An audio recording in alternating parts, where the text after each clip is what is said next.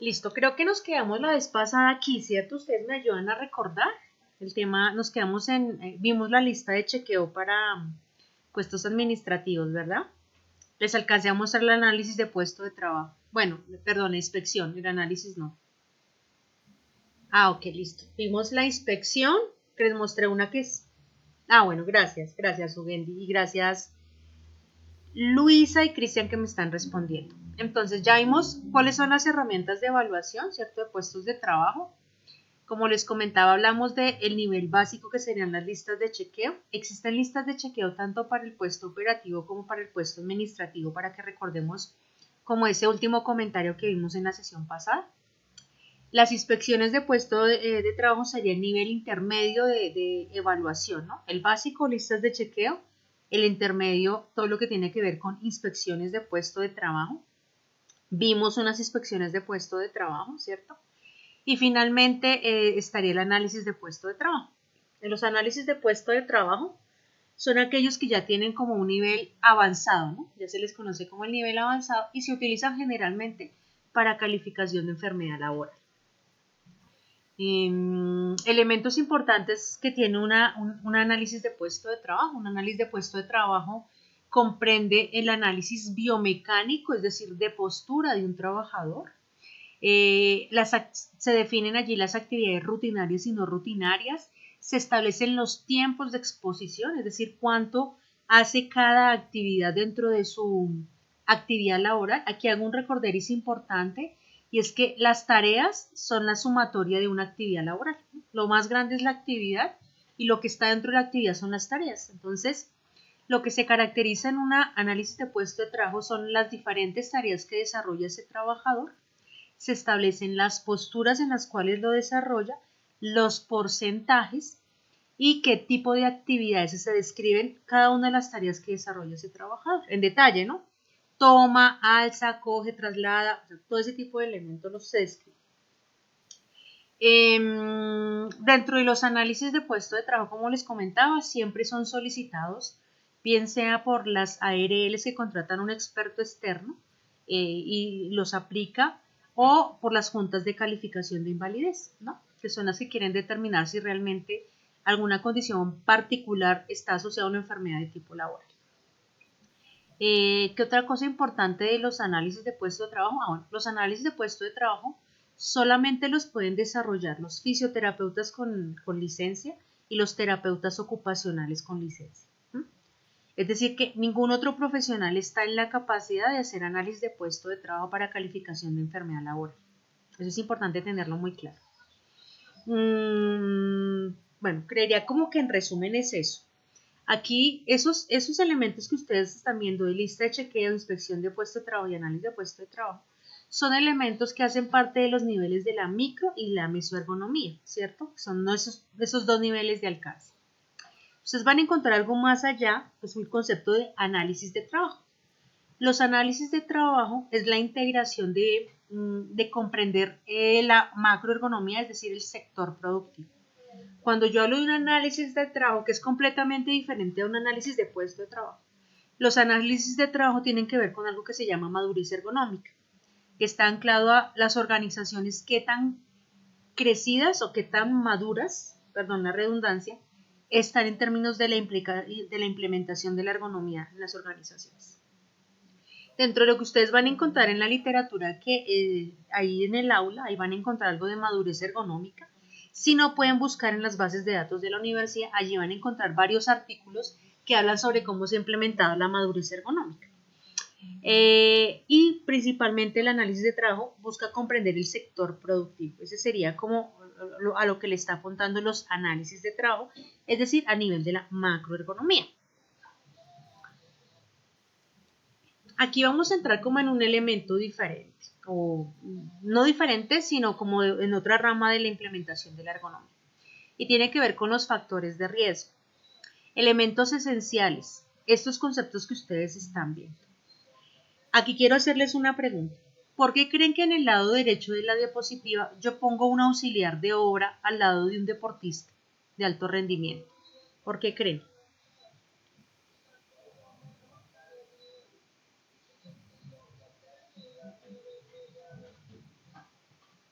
A ver, tengo a Ugendi y a Cristian escribiendo.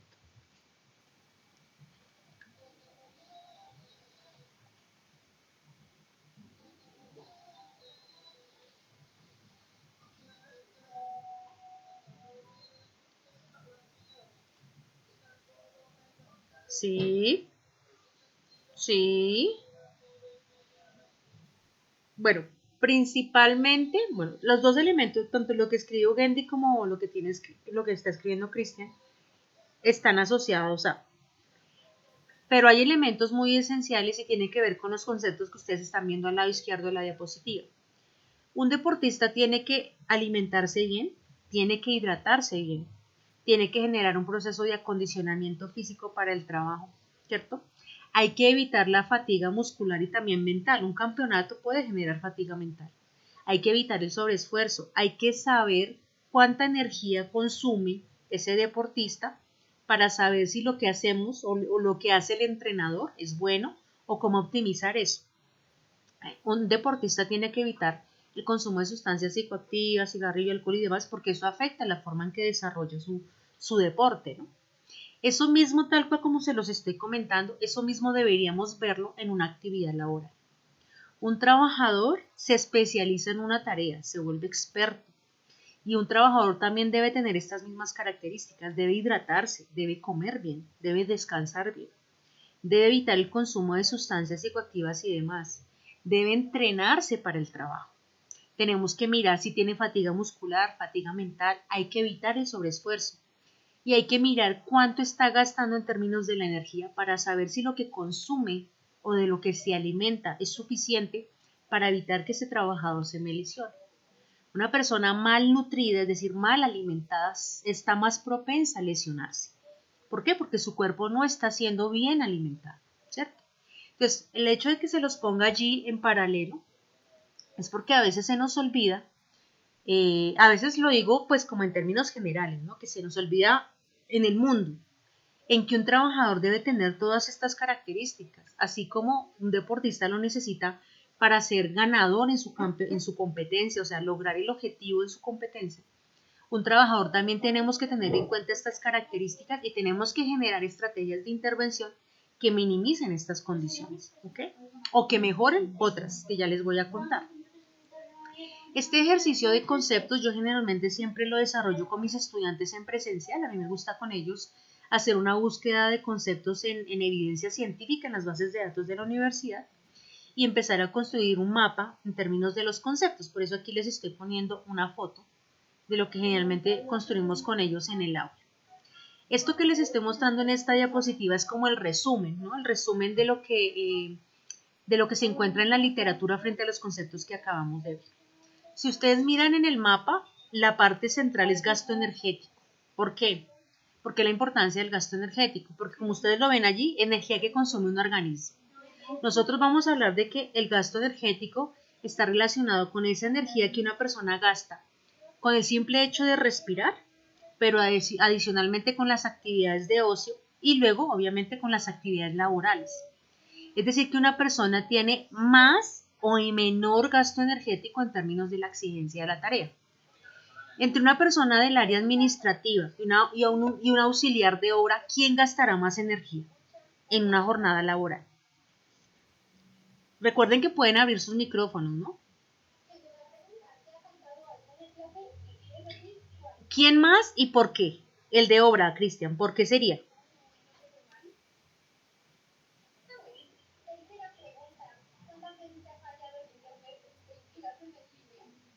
A ver, Ugendi también está respondiendo.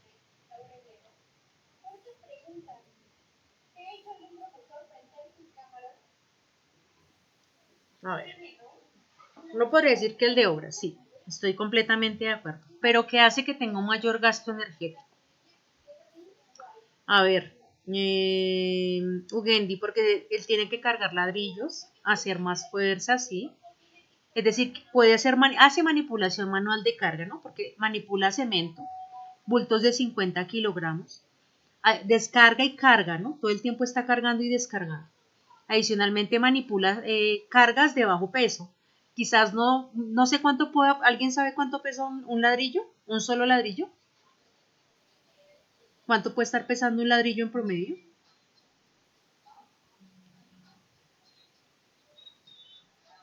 ¿No? Desconocemos el concepto. Bueno, yo también no sabría cuánto pesa un ladrillo, pero generalmente ellos cuando están trasladando carga y cargan una carretilla con una cantidad limitada de ladrillos y la llevan, ¿cierto? Los trasladan. Ahí estaríamos hablando de un esfuerzo físico, ¿sí? Así como lo está diciendo Karen. Entonces vamos a encontrar que obviamente un auxiliar de obra gasta más. Y si, bueno, Ugendi dice que de 3.2 a 4 kilogramos, uno solo, ¿sí? Un solo ladrillo podría pesar eso. Ok, o sea que estaría dentro del concepto de manipulación manual de carga. Diana dice, también están expuestos a temperaturas altas, pero el hecho de estar expuestos a temperaturas altas no necesariamente significa que yo gaste más energía. Eso depende, ¿no? Depende de qué tanta exigencia física implique ese aumento de temperatura cuando estoy haciendo la tarea. Por ejemplo, una persona que está en Barranquilla, ¿cierto? En Cartagena, zonas costeras, y que está siendo auxiliar de obra, evidentemente va a tener una mayor pérdida, o sea, va a sudar más, ¿no? Va a tener una mayor pérdida de sales, va a tener el simple hecho del disconfort térmico, va a hacer que yo tenga una sensación de mayor exigencia en la tarea, ¿cierto? Entonces depende más no solamente por el hecho de estar expuesto a la temperatura, sino es el hecho de hacer la tarea con un alto grado de exigencia física en unas condiciones ambientales que me generan un mayor desgaste y percepción de desgaste físico, que ese es un muy buen aporte. Entonces, gasto energético importantísimo. En el área administrativa tenemos personas en sobrepeso, ¿ustedes qué creen? ¿Qué percepción o imagen tenemos de la área administrativa? Sí, señora. Karen y Ugendi me dicen sí, María Angélica sí, Diana, Cristian sí. Generalmente en el área administrativa tenemos personas con sobrepeso, conductores de transporte público, intermunicipal, ¿qué percepción tenemos de ellos? Ugendi dice sedentarismo, Cristian sedentarismo, pasa lo mismo, actividades netamente mentales con poca exigencia física, en donde son personas que todo el tiempo están consumiendo, ¿no? Comiendo, pero no están gastando lo que están comiendo, entonces empiezan a subir de peso, y eso se nos vuelve un riesgo, un factor de riesgo cardiovascular. Miren que vamos a tener personas allí con factor de riesgo cardiovascular. Y de manera adicional vamos a tener altas lesiones e incapacidades en columna. ¿Por qué? Nos subimos de peso y el peso se aumenta a nivel de la parte central de nuestra columna, alrededor de nuestra columna. Entonces vamos a tener personas en el área administrativa con dolor de espalda baja, ¿cierto? O las famosísimas lumbalgias. Cristian, rodillas, sí señor, tenemos personas con dolor en rodillas, en articulaciones varias. ¿Por qué? Porque tenemos personas que están en sobrepeso y muchos de ellos están ya en obesidad. En Colombia se está disparando en la obesidad. Si ustedes miran datos, México es uno de los países a nivel de Latinoamérica que tiene disparado el tema de obesidad. Colombia se está acercando mucho a ese nivel precisamente por los malos hábitos que estamos teniendo y de por sí nosotros tenemos malos hábitos alimenticios. Volviendo a nuestro conductor, ¿no? De transporte intermunicipal o público, también encontramos personas allí en sobrepeso, precisamente por una actividad que netamente implica movimientos en piernas y brazos, ¿cierto? Pero no hay una alta exigencia física. Entonces, estamos teniendo personas que ciertos hábitos de vida están generando que se vuelvan riesgos a nivel del tema laboral, ¿no? Por eso es importante tener en cuenta el gasto energético, cuánto consumo y cuánto de lo consumo gasto, ¿ok? Cuando eso no es equilibrado y no está en una balanza, puede pasar o me subo de peso o soy una persona desnutrida o me encuentro malnutrido. Nosotros creemos que una persona que es delgada está bien nutrida y miren que cuando uno entra a hacer evaluaciones se da cuenta que hay personas delgadas que están mal nutridas y además de eso hacen tareas de alta exigencia física. Entonces, importante que tengamos en cuenta eso cuando estemos gestionando todo el tema de seguridad y salud en el trabajo. ¿Por qué hablo sobre este tema? Porque eso me lleva a otro concepto muy importante que tiene que ver con la alimentación en el trabajo. La alimentación en el trabajo es un elemento esencial cuando se está hablando del programa de hábitos de vida saludables. Permítanme un segundo, por favor. You are now muted. Si quieres vete a mi cuarto, ve la luz y te sientas ahí mismo. ¿Sí? ¿No? ¿Segura? ¿Los audífonos? Bueno, ay, gracias, te agradezco. You are now unmuted. Ay, gracias, perdón, es que tenía acá a mi sobrina con música y le estaba comentando que le bajara un poquito. Entonces, volviendo al tema de la alimentación es esencial, esencial. Nosotros los colombianos nos alimentamos mal, nosotros tenemos malos hábitos de alimentación. Generalmente el colombiano en promedio le encanta la papa, el arroz, la yuca, el plátano, o sea, todo lo que implica carbohidratos, ¿no? Pensemos en ese sentido.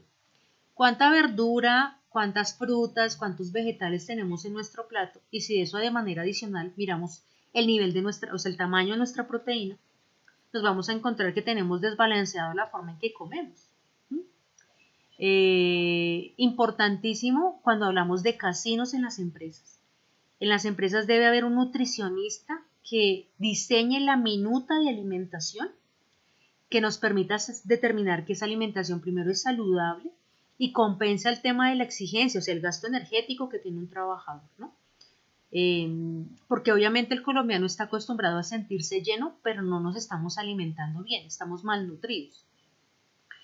Cuando un trabajador, a veces los trabajadores cuando tienen casinos prefieren sacrificar, decir, ay, no me ponga ensalada y me puede cambiar eso por un huevito frito, por ejemplo.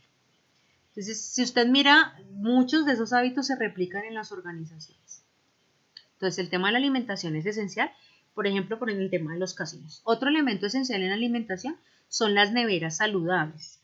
En las organizaciones no existen neveras saludables. Yo realmente, dentro del tiempo que llevo en asesoría, en las empresas solamente conozco una que ha contratado una nevera saludable donde la nevera tenía, por ejemplo, queso con bocadillo, tenía jugo de naranja, tenía esos wraps que son como arepitas, pues son como tortillitas envueltas con proteína. Fruta, tenía la fruta picada y también la vendía entera. Y era una nevera, obviamente esas neveras tienen que tener un mayor nivel de refrigeración, tienen que estarse renovando con mayor frecuencia porque tienen alimentos que están frescos, ¿no? De eso depende un poco también que las empresas no prefieran tanto ese tipo de neveras, pero si usted piensa en la empresa en la que usted trabaja o en la última en la que haya estado, las neveras que generalmente tienen las empresas, ¿qué tienen? Si pensamos, tienen que chitos, ¿cierto? Papas, todos los paquetes, galletas, quiero que piense qué nutritivo tenía esa última nevera a la cual usted accedió. ¿Qué de nutritivo tenía esa última nevera? Porque uno dice, bueno, yo quiero comer algo sano, pero resulta que las opciones que me da mi empresa no son tan sanas. Luisa, tiene maní, sí, una opción que salva el resto de la nevera. Bebidas, gaseosas negras, vamos a ver, gaseosas, bebidas azucaradas, todas las que ustedes quieran. Cuando uno mira qué hay de lo saludable, uno podría considerar pues la botella de agua, ¿no? Es lo más saludable que hay. Pero el resto vamos a encontrar incluso bebidas como el Gatorade, ¿no? Que también las va a encontrar usted ahí. Y bebidas energizantes, ¿no? También va a encontrar en las neveras bebidas energizantes. Lo cual uno dice, miren la importancia de saber qué le doy a mis trabajadores. La nevera que tienen, ¿qué tiene? Y si yo quiero que mis trabajadores bajen de peso, pues qué tan conveniente es que yo cambie las neveras, ¿no? Porque quiero que coman bien, pero no les ofrezco opciones de comida saludable. Entonces, importante la alimentación en el trabajo en ese sentido. Y tengo a Karen escribiendo, no sé si alguien tenga un comentario. Karen, también está la situación en la que no se brinda un espacio a los empleados para alimentarse, donde trabajan los administrativos de 8 horas tienen un break creo que de 20 minutos y los asistenciales no. Sí, Karen, suele pasar mucho en que prorrogamos mucho el tiempo de ayuno, ¿no? Eso pone en contra nuestro sistema metabólico, porque tenemos tiempos prolongados de no comer nada y la respuesta del cuerpo es obviamente es decir, uy, no estamos en escasez, hay que empezar como a guardar, ¿no? Entonces, sí, es importante que permitamos esos espacios de alimentación por muchas cosas, por muchas cosas. Cuando una persona come con hambre, ¿qué cree que hace? ¿Cómo come una persona que tiene hambre? O sea, que lleva un tiempo largo sin comer. Y además de eso, uno pierde la conciencia de comer sano, ¿no? Uno cuando tiene hambre come lo que se le encuentra. La empanada, el chorizo frito, bueno. Ugendi come más rápido, no mastica la comida, no hace el proceso, ¿cierto?, de conciencia de la alimentación. Por eso los tiempos prolongados de ayuno no son buenos tampoco, porque precisamente la forma en que el cuerpo se adapta a esos procesos también no es tan positivo. No sé si alguno tenga un comentario o alguna pregunta frente a lo que tiene que ver con gasto energético y alimentación.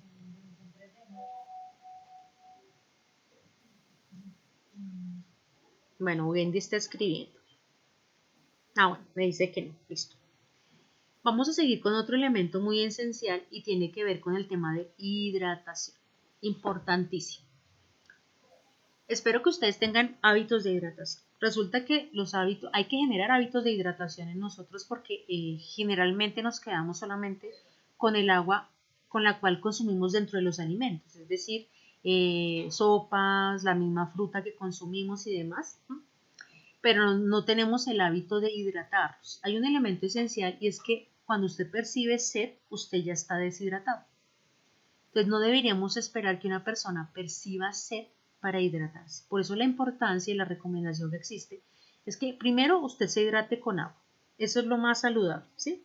Más porque el cuerpo humano es el 75% de agua. Entonces mejor que usted se hidrate con agua pura y no con bebidas saborizadas, azucaradas, ¿cierto? Que eso al contrario lo que hace es afectar nuestro proceso de peso y gasto energético. Agua, y deben ser cortos sorbos durante toda su jornada. Según la Organización Mundial de la Salud, usted debería estar tomando 1 litro de agua, pero ese litro de agua condensa también los otros alimentos que tienen líquido, no netamente agua pura, los 8 vasos o el litro de agua. Pero sí es importante. Si ustedes revisan la resolución 2400 del 79, dice que es importante tener puntos de hidratación en las organizaciones. Yo quiero que piense si en su empresa usted tiene un punto de hidratación. Ahorita, aunque con el tema del COVID, ese tema se cambió y tuvo que ser restringido por todo lo que estamos viviendo en este momento. Pero quiero que piense en su empresa antes del COVID. En su empresa antes del COVID había puntos de hidratación, donde usted podía ir a sacar agua. Y que diga sí, a ver, pero que...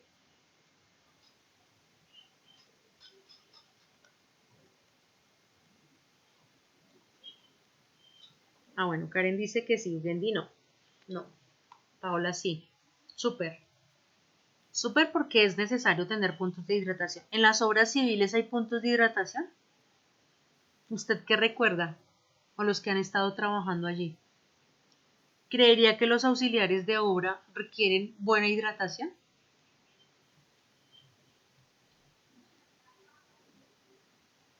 ¿Qué opinan?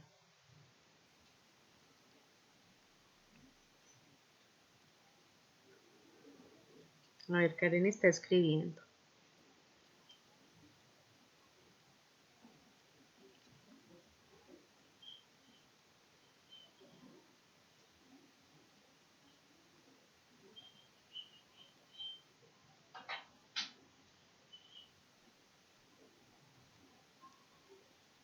A ver. Sí, ellos la llevan, pero el hecho de que tú estés trabajando y la tengas guardada en tu bolso o en tu locker hace que tú no tengas un acceso fácil a hidratarte, ¿cierto? O sea, tú te hidratas en la hora del almuerzo porque ya lo juntas con tu alimentación. Pero si nosotros sentimos, o bueno, el trabajador de obra civil siente sed, no tiene la facilidad de tener un punto de hidratación, entonces le toca esperar hasta que tenga la facilidad de ir a su locker, sacar la bebida, y eso si ya no la consumió, ¿no? Porque generalmente ellos llevan un tarrito, botillo de agua, y de resto, pues uno podría decir, bueno, ¿será que sí? ¿Será que sí alcanzan a tomar más en términos? Porque recuerden que se habla de 8 vasos de agua, pero cuando usted tiene mayor exigencia, usted debería tomar más, ¿no?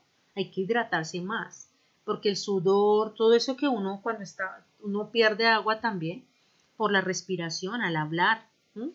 Cuando va al baño, ¿cierto? En sus necesidades fisiológicas básicas. En ese sentido, uno debe recuperar todo el tiempo agua. Entonces, es importante tener en cuenta los puntos de hidratación. Otro elemento esencial frente a la hidratación tiene que ver con las personas de exigencia vocal. ¿Quiénes? Las personas que todo el tiempo están atendiendo usuario, call center y demás. ¿Qué es importante frente a la hidratación en esas personas? Primero, ellos deben estar tomando sorbos cortos cada 10 minutos.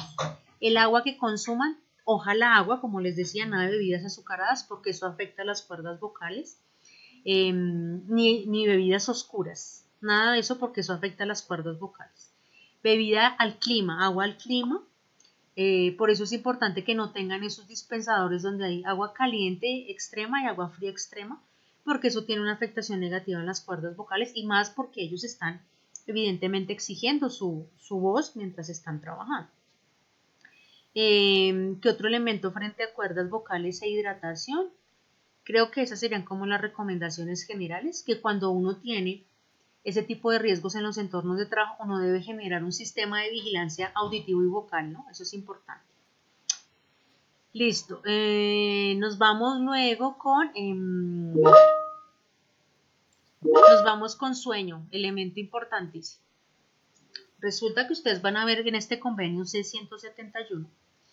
En este convenio, la Organización Internacional del Trabajo, es decir, la OIT, establece que es muy, muy importante que la estructuración de rutinas, la rotación de horarios laborales se haga en el sentido de las manecillas del reloj.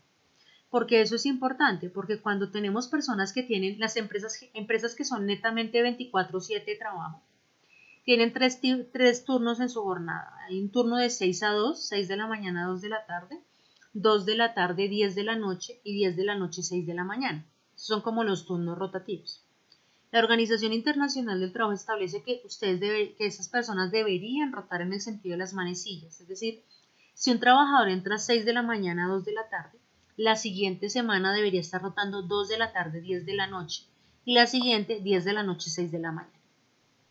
¿Eso qué garantiza? Garantiza que la persona tenga como que se estabilice en el tema de la vigilia, el ciclo circadiano se llama eso, que es la relación entre sueño y vigilia. Entonces, cuando yo logro mantener una estructura lógica de rotación en turnos, voy a permitir que la persona no sufra esos famosísimos microsueños, que la calidad del sueño sea efectiva y adicionalmente evito accidentalidad. ¿Se han visto el tema de la accidentalidad disparada por los microsueños? Eso está disparado y hay algunos sectores particulares en donde eso está disparado. ¿Cuáles? Hay sectores donde el tema del microsueño es complejo y está disparado en el tema de accidentalidad. María Angélica dice transporte, sí señora. Todos los que tiene que ver con transportadores, el transportador de mula, ¿cierto? Que tiene rutas larguísimas de transporte, esas personas sufren de microsueño. El personal de salud también, porque vamos a encontrar, como lo dice Cristian, vamos a encontrar trabajadores o médicos que están 48 horas en turno. Vigilancia también, podemos tener microsueño, transporte de carga pesada, ¿sí? Que era lo que hablábamos un poco, y vamos a ver que el tema de accidentalidad en esos sectores por ese tipo de características está disparado. Entonces nosotros aquí hablamos de un elemento primordial y es la higiene del sueño. Así como en hidratación hablábamos de hábitos de hidratación, en alimentación sobre el tema de alimentación saludable, en sueño hablamos de higiene del sueño. Hay que enseñarle a las personas a desconectarse de los dispositivos electrónicos. Yo le pregunto a ¿usted ha perdido 1 o 2 horas en redes antes de irse a dormir? Cuando se da cuenta y mira, miren la hora y yo aquí mirando redes sociales. Y uno dice, uy, 2 horas de sueño perdidas. Cristian dice sí y se ríe. Esa es una reflexión que quiero que cada uno, sí, yo sé, que cada uno haga como su reflexión, porque eso habla de higiene del sueño. Al trabajador hay que enseñarle a desconectarse de los dispositivos, e incluso cuando uno habla de salud mental, hay que enseñarles a las personas a dejar los dispositivos fuera de la alcoba, porque hacen que usted pierda calidad del sueño.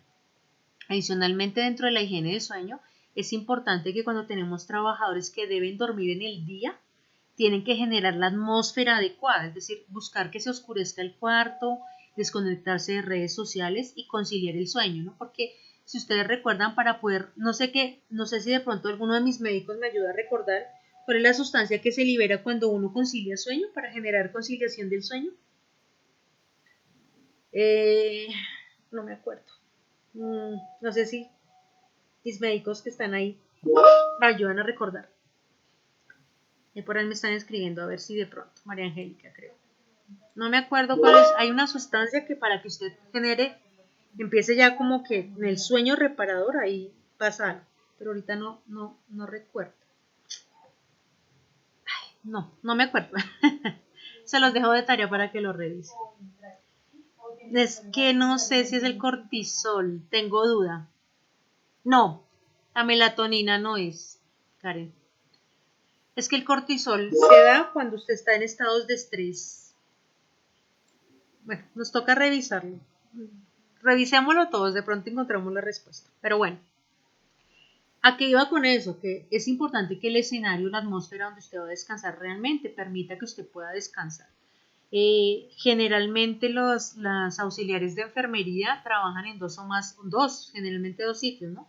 Salen del turno de 6 a 2 y llegan en la noche a trabajar 12-12, ¿cierto? O sea, 12 horas completas, 7 de la noche a 7 de la mañana. Entonces realmente llegan a tener sueño reparador unas 2 o 3 horas. El sueño varía mucho con la edad, ¿no? Usted va a darse cuenta que los niños duermen un montón y el adulto mayor ya no duerme. Tiende a dormir muy pocas horas, incluso tiende a sufrir mucho de insomnio. Allí también es importante generar higiene del sueño y actividad física, evitar esos microsueños, porque precisamente cuando usted duerme en el día es que afecta la rutina en la noche, en el descanso. ¿Qué otra cosa importante frente al sueño? Creo que esos son como los elementos esenciales frente al sueño. ¿Qué otro elemento? El tema de la fatiga muscular, esencial. Dentro de la fatiga muscular, nosotros hablamos de la percepción de agotamiento. Cuando un trabajador ya está sintiendo agotamiento, ahí hay una disminución de la capacidad del músculo para generar fuerza. ¿Cuándo se empieza a generar? Pues cuando usted empieza a tener exigencia muscular, ¿no? ¿Quiénes tienen más fácil esa sensación de fatiga física? Pues los trabajos en donde hay una alta exigencia, ¿no? Manipulación de carga, en almacén, bodega, ese tipo, donde las personas que mantienen una postura, o sea, tienen una postura prolongada o mantenida, tienen una percepción más apresurada de la percepción de fatiga, ¿cierto? Vamos a hablar de 3 tipos de fatigas musculares, o sea, es percepción de agotamiento. Es la aguda, la subaguda y la crónica. La aguda es la que se da en este momento por el desarrollo de una tarea. La subaguda es la que se mantiene en el tiempo. Por ejemplo, usted fue a hacer ejercicio hoy y hoy siente la sensación de cansancio, pero ya hoy y mañana usted estaría con una fatiga subaguda, porque ya está más prolongada y no solamente en un día. Y la crónica es aquella en donde los trabajadores no han tenido tiempos de recuperación y tienen esa sensación y esa persistencia de ese agotamiento muscular. ¿Por qué es importante el tema de comprender la fatiga muscular? Porque los elementos que tenemos con los trabajadores para hacer tiempos de recuperación y evitar que se nos lesionen, porque lo primero que yo percibo es una fatiga muscular. Después de la fatiga muscular tengo un sobreesfuerzo, es decir, me sigo exigiendo a pesar de que el cuerpo me está diciendo, usted ya está cansado. Y si tengo el sobreesfuerzo, esto termina en lesión. Entonces ahí vamos a tener ausentismo disparado. Entonces vamos a ver que la fatiga muscular en personas que trabajan más de 8 horas, o sea, por ejemplo, sector floricultor, sector manufacturero, ¿cierto? Vamos a tener que esa fatiga es más evidente por los tiempos, por las horas de exposición. Entonces, dentro de las estrategias de prevención, la pausa activa. La pausa activa es un momento de recuperación física en donde yo estiro a mi trabajador. Imagínese usted yendo al gimnasio y no estirar. ¿Cómo amanece el otro día? Si usted va al gimnasio hoy y no estira, ¿cómo cree que va a amanecer mañana? ¿Cierto? En primer lugar, va a tener la percepción de fatiga muscular y una percepción mucho más fuerte. Además de eso, si usted sigue haciendo el ejercicio y no estira, va a terminar lesionándose. Y eso mismo pasa en el trabajo. Eso mismo pasa en el trabajo. Si ustedes no permiten que las personas hagan pausas inteligentes, es decir, inteligente significa no poner a saltar un trabajador con bota industrial, porque eso es ilógico. Imagínese cuánto pesa una bota industrial y usted pone a saltar a una persona supuestamente en la pausa activa, lo que va a hacer es que va a lesionar a ese trabajador. Cuando digo de pausas activas inteligentes, es bien pensadas para las personas que usted está desarrollando la pausa. Principalmente una pausa activa debería tener un tiempo de recuperación y los tiempos de recuperación se dan por estiramiento, principalmente estiramiento. Cuando usted estira después de ir al gimnasio, usted ya siente que el músculo se va recuperando. Si usted no estira, pues evidentemente va a terminar en un sobreesfuerzo y va a terminar lesionándose. Otro elemento muy importante para minimizar la fatiga muscular son las pausas de trabajo. ¿Cuáles son las pausas de trabajo? El espacio de almuerzo, el espacio del refrigerio, ¿cierto? Esos espacios son necesarios. ¿Para qué? Para que la persona se recupere físicamente. No es lo mismo que una pausa activa, ¿cierto? Porque tiene un requisito diferente, pero cuando la persona cambia de actividad, se recupera físicamente, ¿cierto? Y finalmente las pausas, las micropausas. Las micropausas son esos espacios en donde el trabajador cambia de tarea trabajando. Es decir, yo tengo aquí un trabajador empacando 100 tapabocas y lo envío a que traiga material. El hecho de que haya ido a traer material, ese tipo de micropausa, hizo que el trabajador se recuperara porque cambió dentro de la misma tarea. Entonces es importante para que lo tengan en cuenta, que son elementos que minimizan la fatiga muscular. Vamos a hablar ahora de la fatiga mental. La fatiga mental es peor todavía para identificar. Usted mentalmente, cuando uno está cansado físicamente, uno siente el cansancio físico, dice, uy, no, estoy molido, ¿cierto?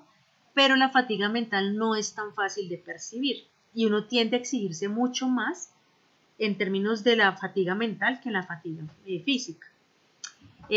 Importantísimo dentro de las estrategias, recuerde que la fatiga mental también dispara la accidentalidad, ¿cierto que sí? La fatiga mental dispara la accidentalidad, ¿estamos de acuerdo? Ok, Ugendi me dice que sí. Karen está, sí. Entonces, importante tener en cuenta que la fatiga muscular y la física son igual de esenciales, hay que considerarlas, ¿ok? Cuando una persona tiene fatiga mental, y hablábamos de dos características, ¿no? En las tareas rutinarias, en las monótonas y en las rutinarias, y hablábamos de supracarga e infracarga, ¿recuerda? Entonces, el hecho de que yo tenga fatiga mental también es un elemento esencial en el desarrollo de la tarea. Estrategias para minimizar la fatiga mental, pues las pausas cognitivas. Entonces van a encuentran el concepto de pausa activa y de pausa cognitiva. Las pausas cognitivas son esas estrategias de recuperación mental, no física, sino mental. Pausas cognitivas hay muchísimas que usted puede encontrar. Incluso es importante que en su empresa, así como existe el programa de pausas activas, también existe el programa de pausas cognitivas. Importantísimo. Aquí me voy a meter con otro concepto muy importante y es el tema de la fatiga visual. Hoy ese tema está disparado en las organizaciones, principalmente en todas esas organizaciones donde se está usando tecnología. Las personas sienten desgaste visual por tareas de precisión, por tareas de atención, ¿no? Por todo el tiempo teniendo que estar fijando la mirada en algún punto, en alguna tarea en específico. Importante generar el programa de pausas visuales. Yo ya les había contado que existe una estrategia que se llama la estrategia 2020. Ahí se las puse en el chat. Esa estrategia 2020 en los programas de pausas visuales que también son esenciales para evitar el ojo seco, ¿cierto? El ojo rojo, que son como los síndromes asociados a esa exposición visual. Consiste en que la persona cada 20 minutos debe descansar los ojos durante 20 segundos, haciendo ¿qué? Mirando a 20 pies de distancia, es decir, mirando al horizonte. Esa es una estrategia que se usa mucho para generar pausas visuales. Por eso la importancia también de generar un programa de pausas visuales. ¿Qué nos queda aquí? Finalmente, el concepto de acondicionamiento físico para el trabajo.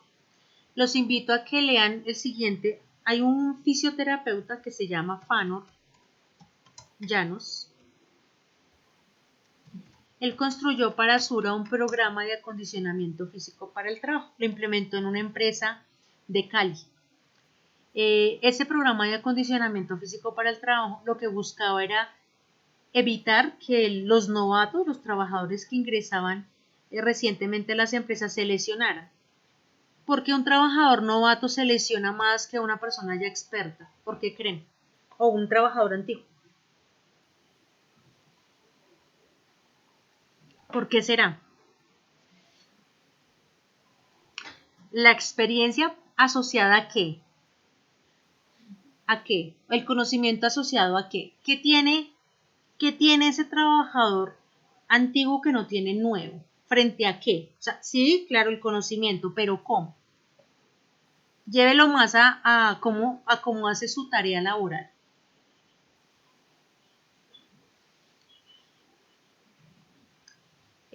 Sí, a los riesgos, pero ¿qué más?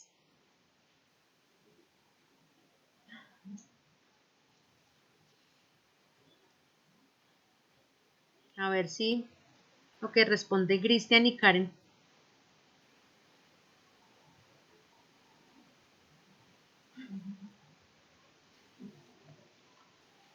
A ver si logramos encontrar por qué la importancia de los programas de acondicionamiento físico para el trabajo.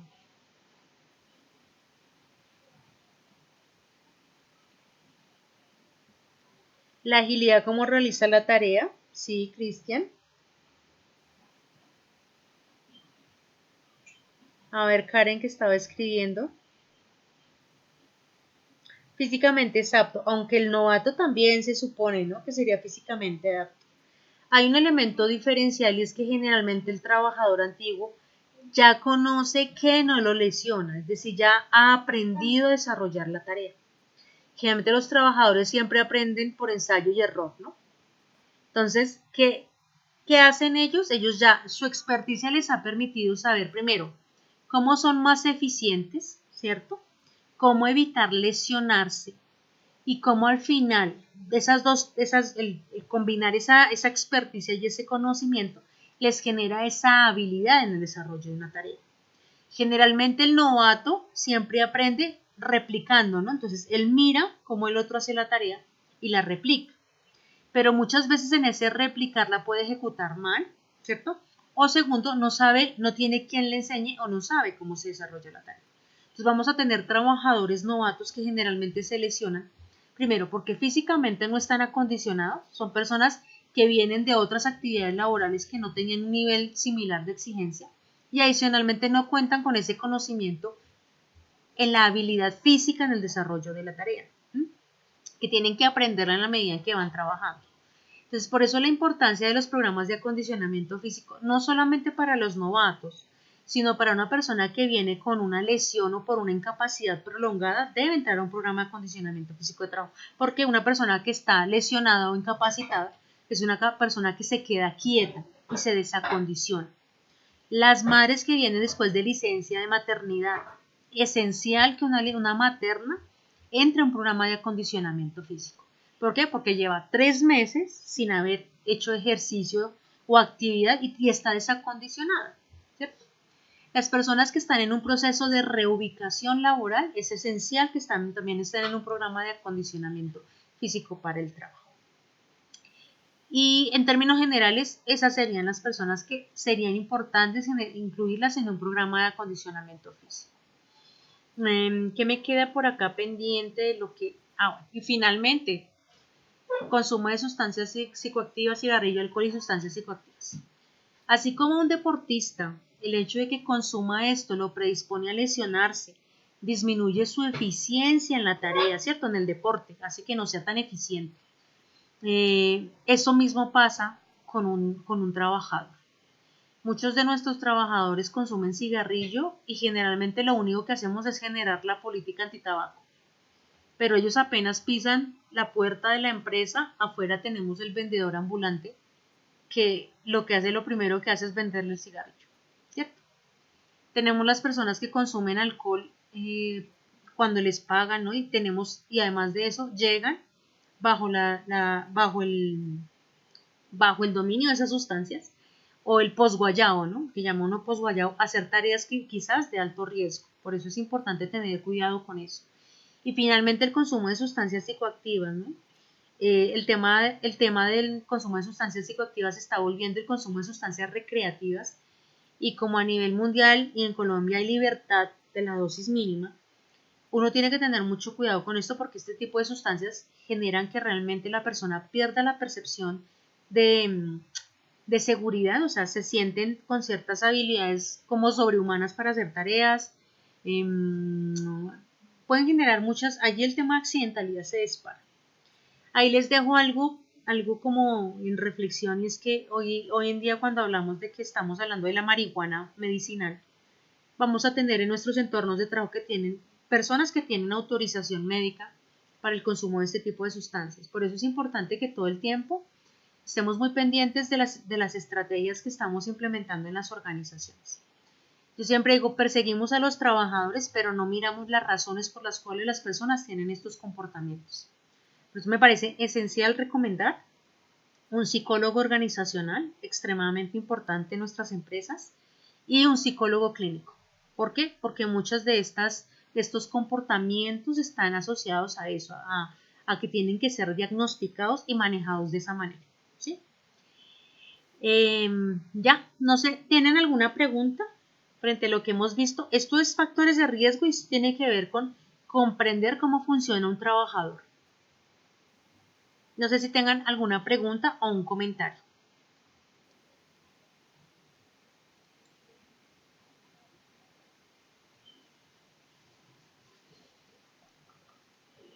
No sé, los escucho, los leo. Cristian, Diana Alejandra, Diana Carolina, Diveana, Enni, Jefferson, Juan Guillermo, Karen, Laura, Luisa Fernanda, Marta, María Angélica, Paola, Tatiana, Ugendi. María Angélica dice que todo súper. No te preocupes, Viviana, no te preocupes que la conferencia está siendo grabada. Gracias por responder. El resto de los compañeros, todo súper bien, ok. Jefferson dice que sin preguntas, ok. Paola, que todo bien, muy bien. Karen, que todo está súper entendido, muy bien. Espero que esto que hemos conversado les sirva para gestionar todos los peligros y los riesgos de sus empresas. Que adicionalmente recuerden que ustedes están llamados a ser prevencionistas. ¿Qué significa ser prevencionista? Que nosotros debemos trabajar principalmente con las personas que están sanas. Si bien sí nos deben preocupar las personas que están sintomáticas y enfermas, recuerden que en las empresas siempre son más los que están sanos.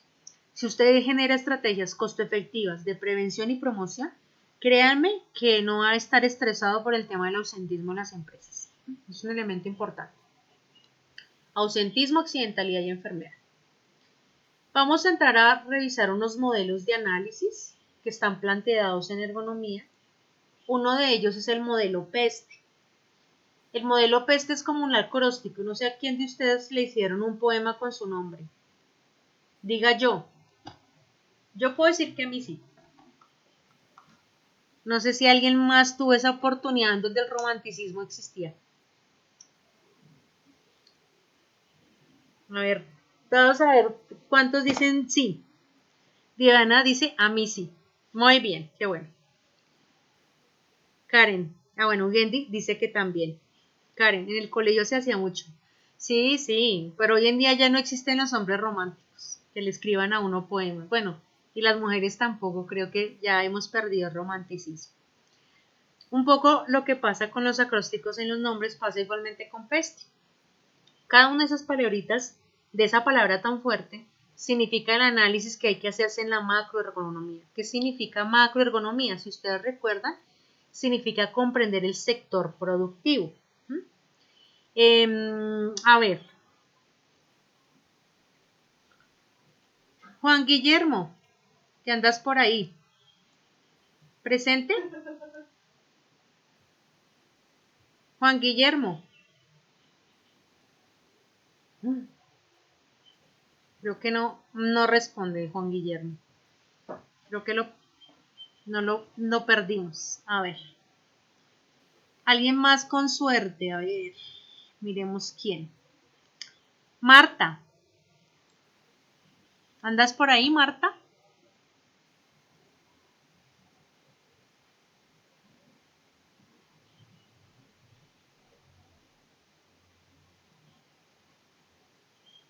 No te preocupes, Marta. Sirve escribir. Entonces, Marta quisiera que en qué sector productivo trabajas.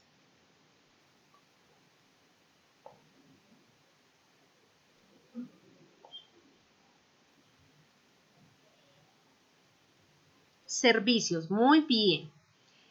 Marta, quiero a Juan Guillermo, ya llegué. Muy bien, Juan Guillermo. Ya te hago la pregunta a ti. Voy a hacer primero a Marta. Marta, una pregunta.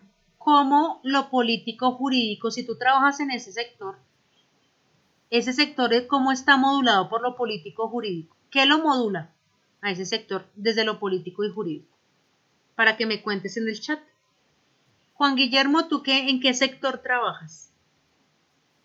¿O te has desempeñado? ¿En qué sector productivo? Mientras Marta nos responde en el chat,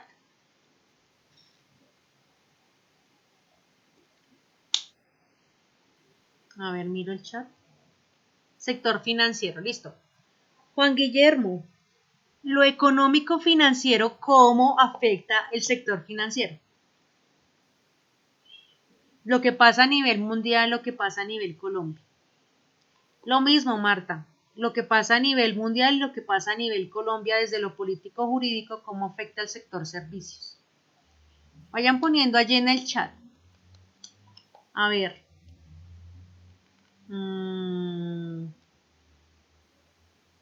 Diana Alejandra, ¿estás por ahí?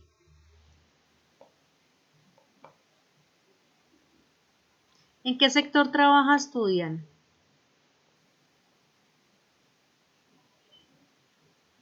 Industrial. Muy bien. Uy, a ti te tocó uno difícil. Difícil, Diana. Pero vamos a ver cómo lo sacamos. ¿Sí? Diana, en el sector en el que tú trabajas, lo social y cultural, ¿cómo se interpreta? A nivel Colombia y a nivel mundial. ¿Cómo lo afecta lo sociocultural? Vayan pensando y colocando en el chat. Listo, a ver a quién encuentro por aquí. Emni. ¿Andas por ahí, Emni?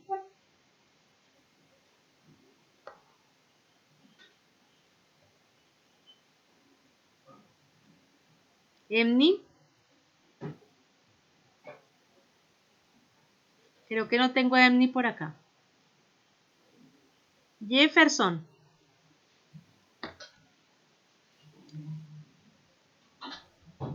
Jefferson, ¿en qué sector trabajas tú? ¿O te has desempeñado? Transporte, muy bien, Jefferson. Jefferson, ¿cómo lo tecnológico y científico afecta ese sector en el que tú te has trabajado? ¿A nivel Colombia o a nivel mundial? Lo tecnológico científico. A ver si, ¿cómo afecta el sector transporte? A nivel Colombia, positiva o negativamente, ¿no? Cuando les digo cómo afectan, no necesariamente es negativo, ¿no? Puede ser positivo.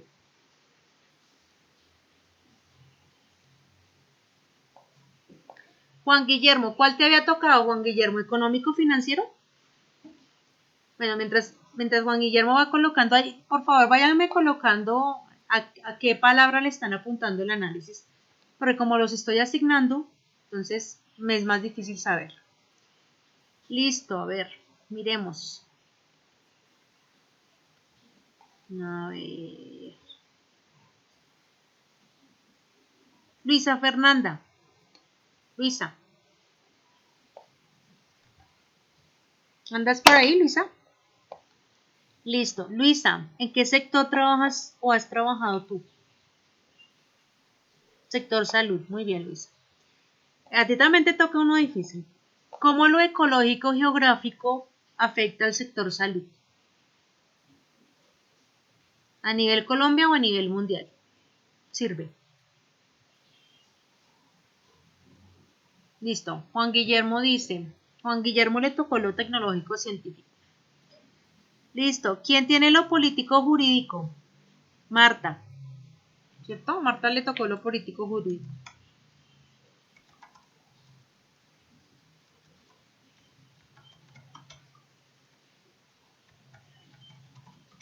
Marta Marta ya tiene su respuesta.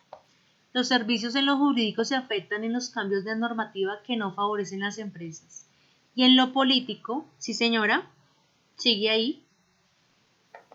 Ya leemos lo de Jefferson. Jefferson dice que desde el sector transportes, ¿no? Ah, no, tú estabas en sector financiero. Ay, Jefferson, industrial. Recuérdame, Jefferson, ¿qué sector estamos analizando contigo? Transporte. Ah, sí, perfecto. Entonces dicen, a ver, en mi caso en Juan Guillermo. En mi caso se ve reflejado, bueno, Juan Guillermo y Jefferson. Bueno. Entonces primero leo Juan Guillermo.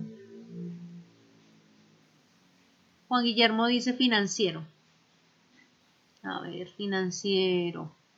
En mi caso se ve reflejado en los cambios de divisas y valor de nuestra moneda. Sí, es desde lo económico financiero, ¿cierto? Sí. A ver, Juan Guillermo. Bueno, creo que ahí. Juan Guillermo. Desde lo político social. Político jurídico. Ok. Jefferson, tecnológico científico. En el rastreo de vehículos por carreteras en tiempos de manejo y consumo de combustible. Sí. Importantísimo el tema de la tecnología allí, ¿no? Para avanzar, ¿no? Ser como empresas de tecnología y de última tecnología, ¿no? De punta, o sea, aquí se está implementando lo mejor. Sí. Mata, los servicios en lo jurídico se afectan en los cambios de normativa que no favorecen en la empresa y en lo político. Sí, señora. A ver, Diana, sociocultural en el sector industrial, nivel educativo, valores sociales, morales, éticos, cambios en la población. Sí. Bueno, ahorita vamos a profundizar en lo sociocultural. ¿Quién me falta con lo ecológico geográfico? A Luisa. Bueno, ya, creo que solamente me queda Luisa. Creo que puede ser falta de compromiso de los usuarios en el ahorro de agua. Pero como en el sector salud, porque la idea sería, es cómo ese criterio afecta el sector salud. Ahí hay unos elementos interesantes sobre los servicios, por ejemplo. No tenemos el mismo servicio, es más, la cobertura no es la misma en el Chocó que en Bogotá. Y eso, la forma de lo geográfico, los desechos que produce nuestro sector impactan grandemente el tema ecológico. Nosotros somos alto productores de material biológico, ¿no? El sector salud. Y eso tiene un tema de manejo que todavía hay muchas empresas muy laxas. Yo no sé si ustedes recuerdan, hace unos años encontraron enterradas creo que el relleno de Doña Juana, unas bolsas rojas con material biológico. No sé si ustedes recuerdan que eso fue, mejor dicho, un escándalo porque estaba el nombre del hospital ahí. Encontraron los responsables de esos desechos, o sea, lo que es peor, imagínense eso, gravísimo.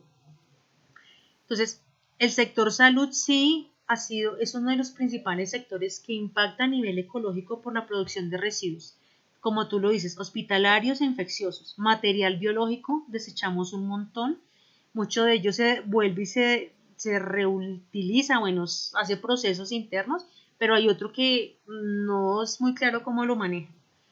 Y geográfico, el sector salud modifica la forma en que se desarrolla en términos del tipo de hospital y la ubicación de ese hospital.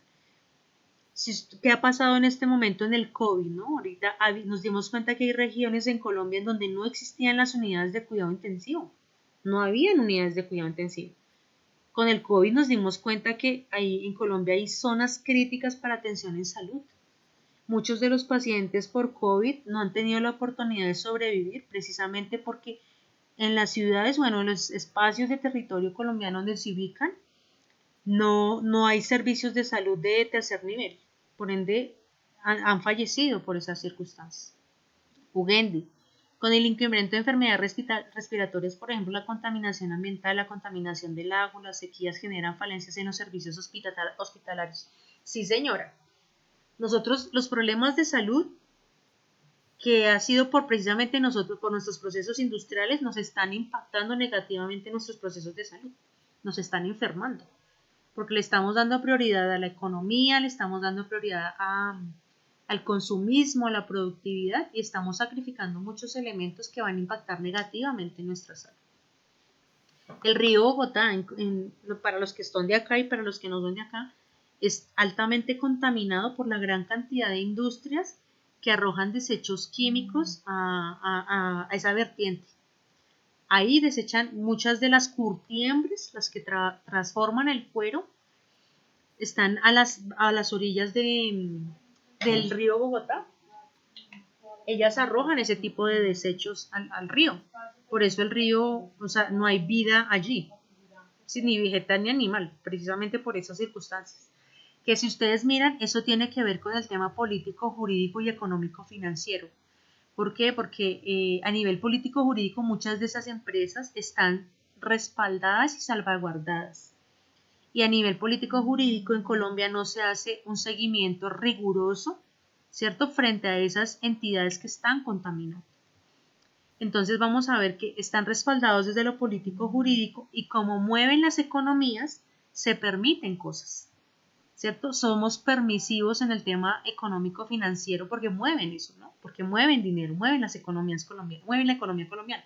Y al hacerlo así, realmente no castigamos y cerramos lo que no está funcionando bien, lo que no es amigable con el medio ambiente. Frente a lo que decía por allí Diana sobre lo sociocultural, por ejemplo, en el sector industrial hay elementos muy interesantes porque podemos hablar de sectores con cierto tipo de población, ¿no? El sector manufacturero. El sector manufacturero tiene principalmente mujeres, ¿no? Predominan mujeres que no tienen un alto nivel de formación. Son personas que terminan primaria, muchas, o no sé si tantos porque datos cercanos no tengo, no alcanzan el bachillerato o terminan parcialmente el bachillerato, ¿no? Que por ende son madres cabeza de hogar, que tienen niños, a veces como les madres solteras. Entonces, ese sector, el sector manufacturero, se mueve en unas dinámicas muy puntuales de personas que están en unas condiciones sociales muy particulares. Si miramos el sector hidrocarburos, vamos a darnos cuenta que mucha de la población del sector hidrocarburos tiene niveles de formación alto, pero también encontramos las personas que son netamente que están allí, que viven y habitan donde se está haciendo la extracción de petróleo, que son las personas que obtienen una mejor calidad de vida porque los sueldos dentro del sector petrolero son buenos, pero también vamos a encontrar que mucho de lo que pasa en el sector petrolero termina cambiando o transformando todo el ecológico y geográfico donde se ubica, ¿no? Tiene un impacto muy negativo a nivel medioambiental. Pero también, ¿qué pasa? Mueve la economía colombiana y tiene respaldo político jurídico. Entonces vamos a encontrarnos que cuando analizamos peste, vemos que todos este tipo de estos elementos interactúan entre sí y se modifican de manera positiva o negativa. Dentro de lo tecnológico y científico, la gran mayoría de los sectores tienen diferentes tipos de tecnología. Aquí quiero hacer un énfasis y es que la tecnología no únicamente equivale a maquinaria o herramientas, sino también tiene que ver con personas. Cuando usted manda a un trabajador a formarse a Alemania, usted tiene ciencia, tecnología, está trayendo una persona con conocimiento que está buscando que acá se transforme, enseñe a otros, mejore los procesos productivos. Entonces, el conocimiento de alguien también hace parte de lo que es científico tecnológico. No sé si con este tipo de ejemplos que pusimos, con lo que ustedes explicaron, logramos implementar peste en el sector productivo, comprendiendo cómo dinamizan los sectores productivos. ¿Sí? Espero que me digan que sí. Si no, ponemos otros ejemplos. Listo. Mugendi me dice que sí. Espero que sí. Juan Guillermo, Cristian, vamos a ver. Listo, perfecto. Listo, perfecto. Entonces, primer modelo de análisis, peste, que analiza el sector productivo. Segundo modelo de análisis, Shell, que analiza la micro y la mesoergonomía. ¿Qué significa la microergonomía? El puesto de trabajo. La mesoergonomía, la organización. Entonces, peste es grande porque peste lo que hace es analizar todo el sector productivo. Shell analiza la empresa adentro de la empresa. Por eso se complementan los dos modelos. ¿Qué significa Shell? Igual que peste es un acróstico. ¿Pero qué significa? Perdón, miro a ver si en la diapositiva más adelante tengo un ejemplo. Así. Entonces, en términos generales, cada una de estas palabras cada una de estas letras tiene un significado que funciona en este modelo. Este modelo que ustedes están viendo en la parte central, en donde dice Laiwa, esto es un ser humano. Esta L significa ser humano. Y esta otra L que ustedes están viendo en este diagrama significan varias personas. ¿Eso qué significa? Que esta persona interactúa con otras personas en su entorno de trabajo. Si usted se piensa aquí, cada uno de ustedes, en un ambiente que esta E que ustedes ven aquí es environment, que es el ambiente físico donde se desarrolla la tarea. Si cada uno piensa en su empresa, este círculo grande sería su empresa, en la que usted está trabajando. Este sería usted, la L del centro. Esta otra L sería sus jefes, sus compañeros y sus subalternos. Esta H, que corresponde al hardware, sería toda la maquinaria, herramientas, objetos con los cuales usted interactúa. Y esta S, que hace referencia al software, tiene que ver con toda la información, listas de chequeo, procedimientos, todo lo que usted cuenta como con información o documental para el desarrollo de su tarea. Entonces, cuando yo quiero analizar Shell y quiero saber qué le afecta, por ejemplo, a Juan Guillermo, qué le afecta a Ugendi, qué le afecta a Luisa Fernanda o qué le afecta a Diana Alejandra, tengo que comprender a cada una de esas personas en un cargo y en una tarea que sería ese triangulito que ustedes están viendo. Y ese triangulito se desarrolla en un entorno que es una empresa. Entonces tengo que comprender qué relación tiene Ugendi con sus compañeros, con sus jefes y sus subalternos. ¿Y dónde está la falla para mejorar el proceso? Tengo que comprender cómo Luisa Fernanda interactúa con la información que le provee su tarea y que le provee su organización para mejorar el proceso. Tengo que comprender cómo Angie interactúa con la máquina, objeto y herramienta para el desarrollo de esa tarea. ¿Cómo la mejoro? ¿Cómo optimizo ese proceso? Y eso todo comprendido en una empresa, que sería el environment. Ahora, si lo llevamos a este grafiquito, aquí está la descripción de lo que yo debería comprender cuando quiero implementar Shell. Cuando hablo del hombre, de la persona que estaba en el centro del gráfico, debo comprender cuál es el perfil ocupacional, el perfil profesional, qué características debe tener, qué conocimiento debe tener esta persona, qué habilidades para el desarrollo de esa tarea. Cuando yo comprendo eso, sé dónde están las fallas en la forma en que ese individuo interactúa con otros individuos, ¿cierto? Porque yo miro, bueno, la falla es esta o esta. Ahora, si ustedes miran LIFAR, que es la otra L, donde están las personas, ya el grupo de personas, tengo que considerar características biológicas, cierto, físicas, psicológicas, para determinar cómo interactúa cada uno en su cargo, en su tarea, y cómo eso afecta, por ejemplo, a Juan Guillermo, cómo afecta a Luisa, a Ugendi, a Angie, ¿cierto? Lo mismo en el soporte, yo debo conocer qué información tiene, qué listas de chequeo hay, qué reuniones se desarrollan, si hay manuales, si hay procesos y procedimientos estandarizados. Todo eso me permite saber cómo Ugendi, Laura, Juan Guillermo o Luisa interactúan con ese software y cómo mejorarlo. Lo mismo en el hardware, debo conocer qué tipo de herramientas, máquinas, ¿cierto? O insumos está utilizando esta persona para desarrollar su tarea. Y determinar qué se requiere, cómo está establecido el proceso y procedimiento y si realmente eso que establece el proceso y procedimiento está anclado a lo que está en el hardware. Y cómo eso afecta la forma en que este trabajador ejecuta la tarea o cómo esto afecta la forma en que todos ejecutan la tarea. Finalmente, debo comprender el medio ambiente donde se desarrolla la tarea, ¿cierto? La empresa, el puesto de trabajo, ¿cierto? Los espacios mínimos y máximos. Puesto de trabajo máximos, empresa, y cada una de las áreas. ¿Preguntas frente a Shell? ¿Claro el ejemplo de Shell?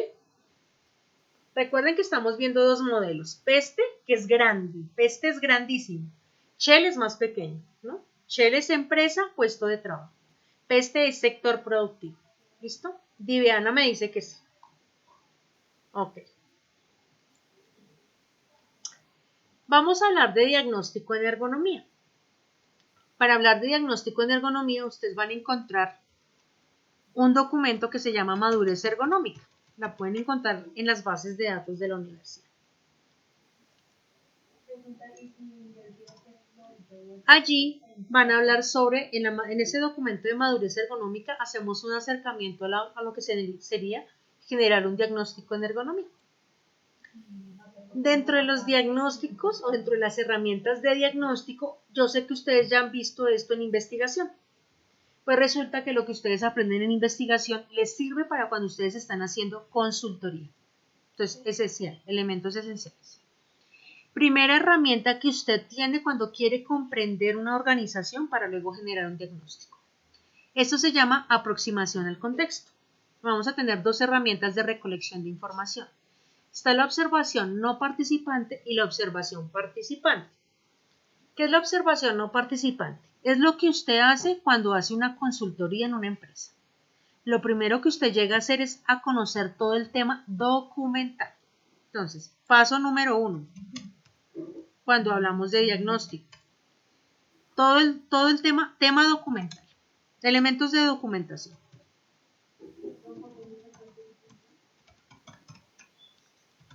Importante entre los elementos de documentación. Yo que quiero saber si la tarea real, al revés, si la tarea predicha es igual a la real. ¿Qué significa eso? Que si la tarea predicha es igual a la real. Se supone que lo que está escrito es lo mismo que se debería estar ejecutando en la línea de producción. Si hay un proceso y un procedimiento en la empresa que dice que se hace A, B y C, cuando yo voy a mirar la tarea y hacer observación participante, la tarea se debería hacer A, B y C. Si no se hace sino A y C, ahí es donde se generan las fallas, bien sea o en la parte en que está documentado o la forma en que se está haciendo la tarea. Entonces, elemento esencial, paso número 1. Elementos de documentación de la organización. Usted tiene que llegar a sentarse a comprender ausentismo, accidentalidad, todo lo que esté pasando en enfermedad. Y no solamente en el último año, usted tiene que hacer la trazabilidad de ese proceso. Tiene que revisar años, por lo menos 2 o 3 años previos para mirar las dinámicas y el comportamiento de esos indicadores. Luego de comprender todo lo documental, vamos al segundo punto que es la observación participante. Entonces, el paso número 2 es comprender cómo se ejecutan las tareas. Cuando yo voy a ese paso,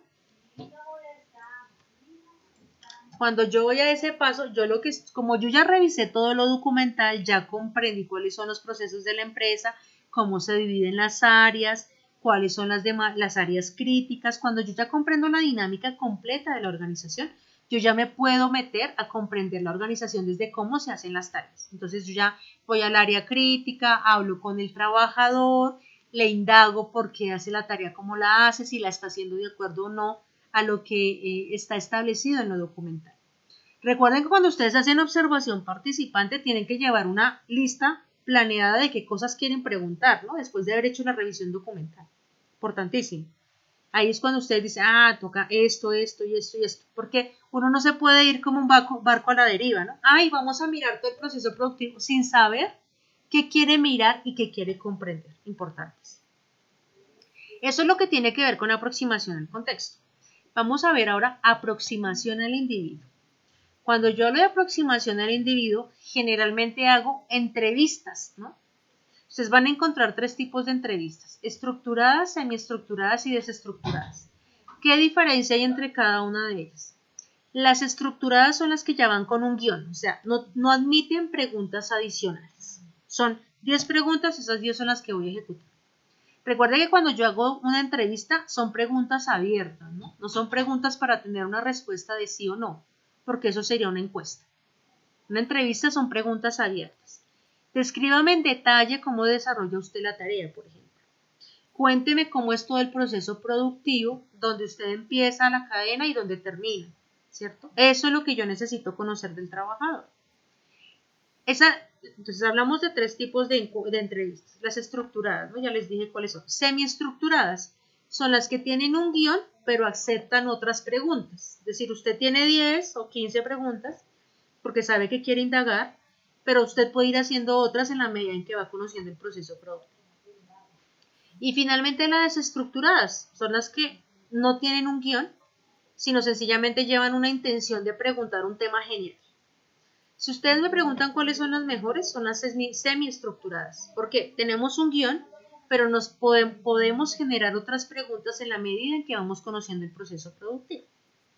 Segunda herramienta, entonces, lo primero hace parte de investigación cualitativa, lo segundo de investigación cuantitativa, que son las encuestas.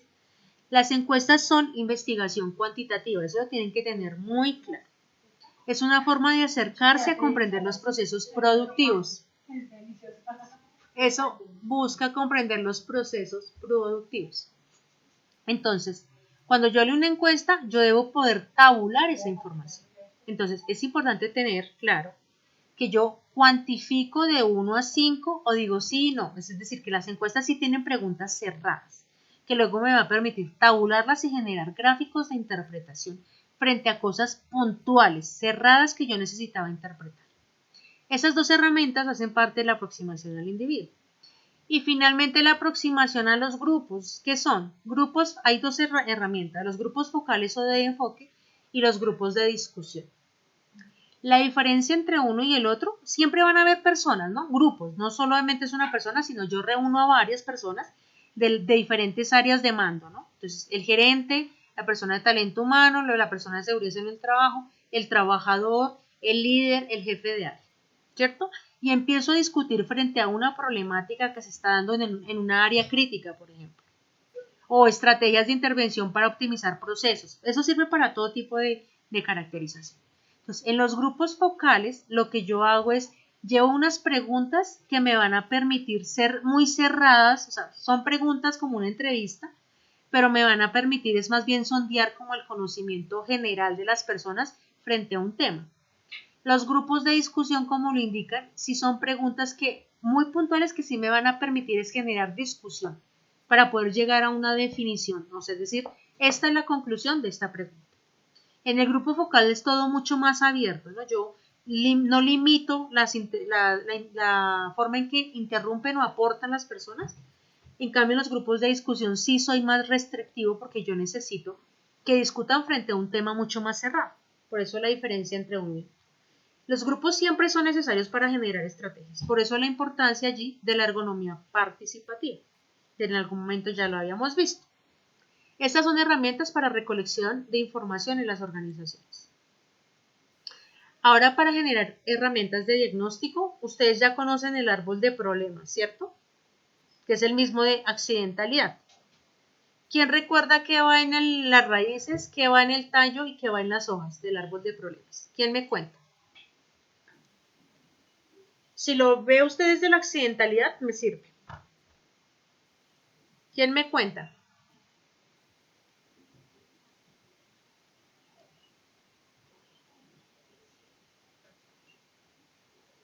¿Recuerdan el árbol de problemas?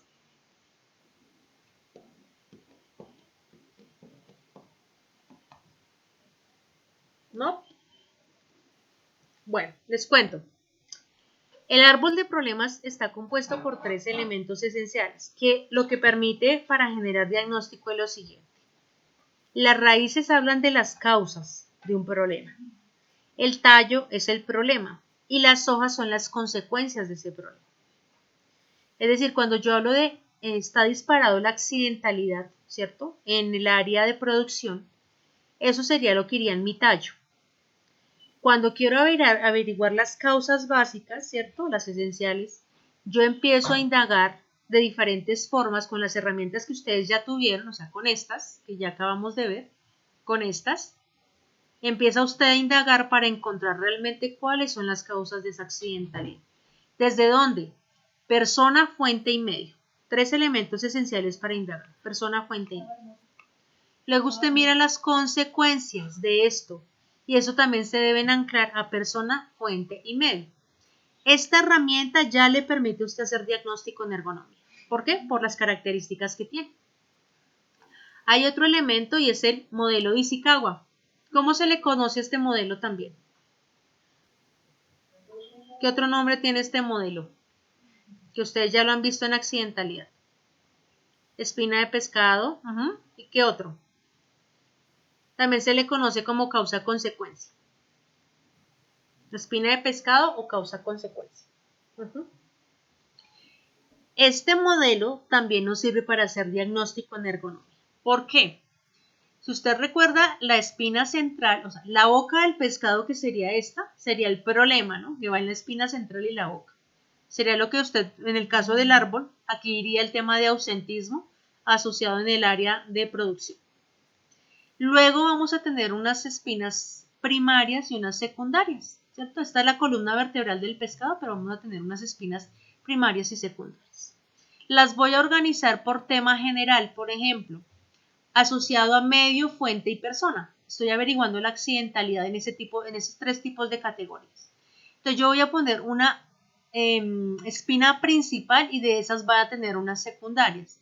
¿De dónde cómo defino ese diagrama o ese gráfico? Con estos elementos. Igual que con el árbol, con estos elementos. Con esto es que yo indago y puedo definir realmente dónde está el problema. Entonces la espina de pescado también me sirve para poder generar interpretación de una problemática en una organización. No netamente desde lo biomecánico, sino desde todos los peligros, ¿ok? Otra herramienta tiene que ver con el DOFA, también se le conoce como análisis FODA. También lo van a encontrar como la matriz FLOR. La matriz FLOR habla de fortalezas, que es la F, L, que es logros, O, que es oportunidades, y R, que es retos. Pero también otros de los modelos que generalmente más se usan, porque la matriz FLOR no es de mucha frecuencia de uso, vamos a encontrar el DOFA o el FODA. ¿Quién recuerda cuáles son los elementos internos y cuáles son los elementos externos a la organización?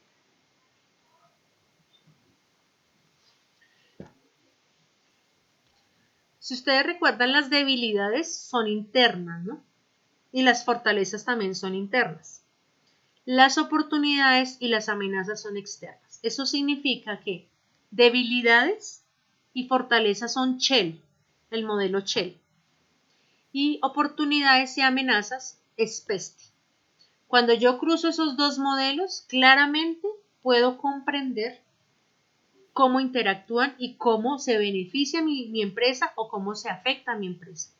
Entonces, para que lo tengan en cuenta, que para generar diagnóstico, cuando usted utiliza Shell y PESTI, está aplicando DOFA o FODA.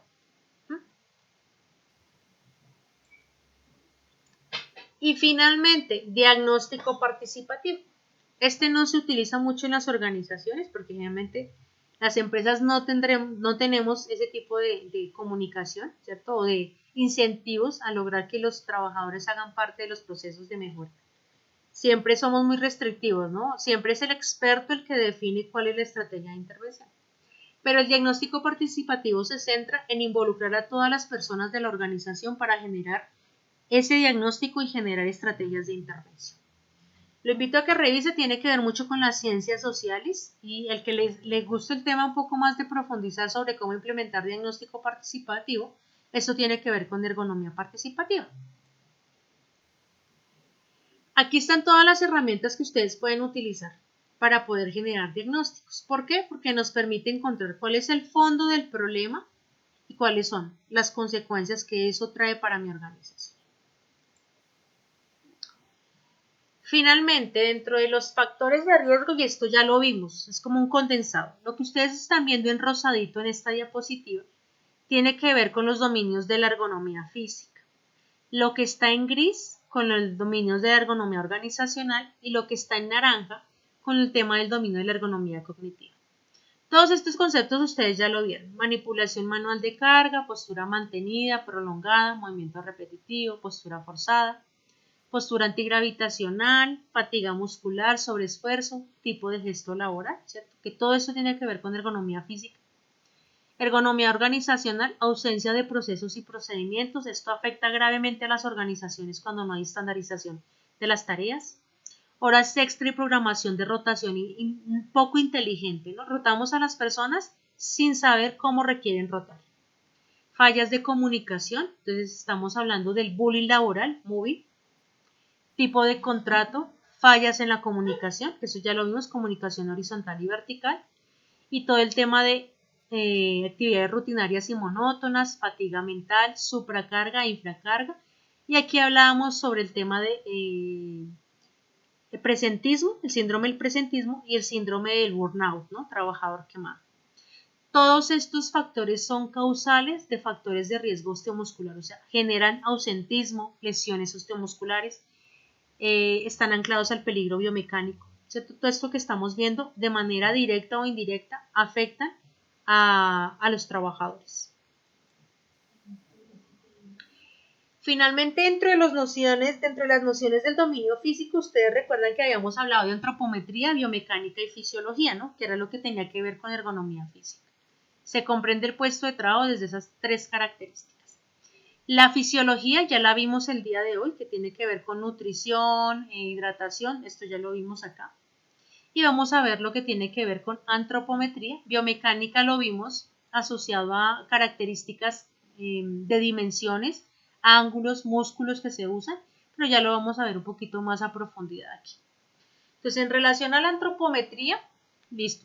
Quiero que por favor, bueno, les voy a mostrar, les voy a compartir mi pantalla. Les voy a mostrar dos documentos, ¿verdad? Que hablan de antropometría.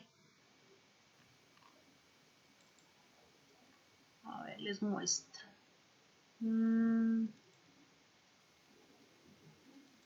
A ver. Les voy a abrir el primero. Y ya miramos el otro que se llama Acopla 95. A ver si lo tengo acá.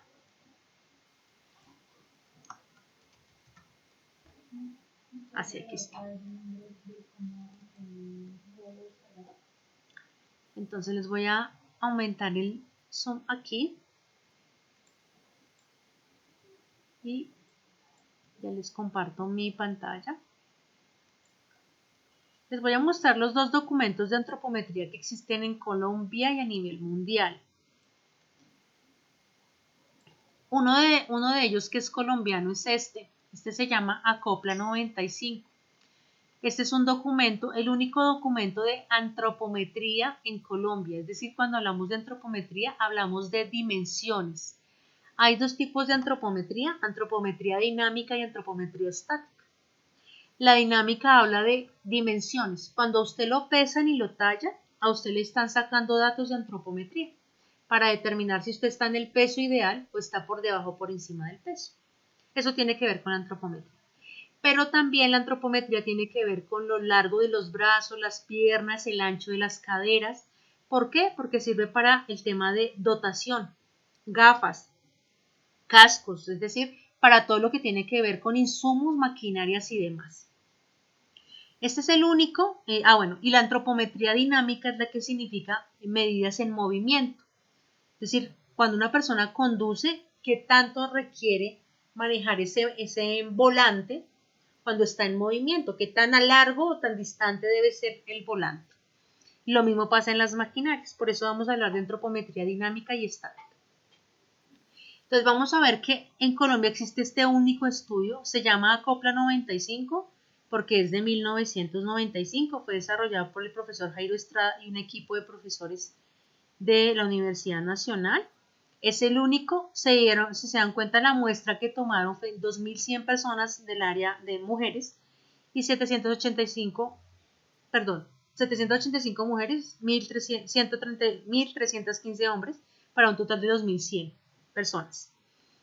El tema de que solo haya un libro de antropometría, bueno, este estudio de antropometría en Colombia, hace cuenta que falta actualizarlo, porque si usted compara a los niños de hace, o sea, compárese usted desde 1995 y los chicos de ahora son mucho más grandes, ¿no? Más altos, las niñas y los niños, los chicos y las chicas. Eso significa que a nivel de características físicas nuestra población ha cambiado, pero lamentablemente no hay ningún otro estudio más actualizado. ¿Qué encuentran en este estudio? Encuentran las definiciones de cada una de las medidas que ellos sacaron. Por ejemplo, aquí ven peso y talla, que era lo que yo les decía. Aquí encuentran las definiciones pero más que quedarme con las definiciones, quiero mostrarles las medidas.